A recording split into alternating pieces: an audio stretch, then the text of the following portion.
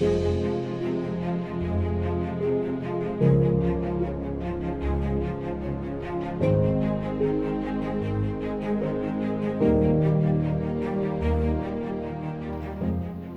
rero igitekerezo cyo gutangira umushinga wanjye ni papeteri ikubiyemo ibintu bitandukanye.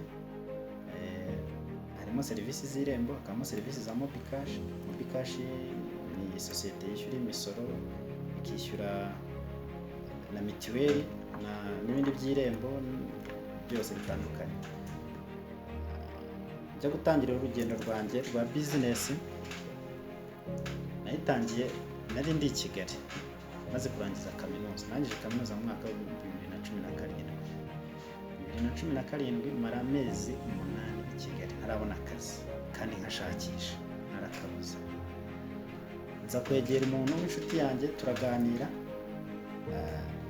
ambwira uburyo yikorera akabona 200,000 turaganira, ambwira uburyo abikora, mbona ni ibintu byoroshye nanjye nabikora. Ndeba muri Kigali mbona ahantu henshi ibyo bintu birahari, mfata umwanzuro wo kujya mu cyaro bariho nza gukorera. Ntangiye gukora bizinesi, ngenda mpura n'abantu.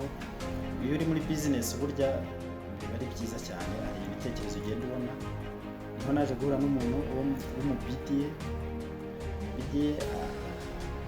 ambaza ibyo nize, kuko nize kaminuza ariko ntize bya WDA. turaganira, nza kumubwira ko mfite certificate ya WDA, nayo ndayimwereka, ambwira ko ari gahunda ya Toolkit kuri PDF ku bufatanye na SACCO, ko ari gahunda ya Toolkit ku bantu bafite certificate za WDA. Twaraganiriye, ampuza na PDF wambwira ibisabwa, na SACCO nayo bimbwira ibisabwa, ndabishaka, bamfasha kunoza umushinga wari waratangiye, bamfasha kuwunoza. Inama naje urubyiruko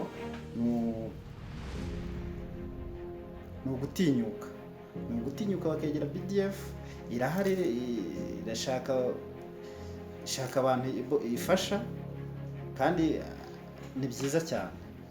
Ni ugutinyuka ukareba ikintu wakora cyakubyarira inyungu.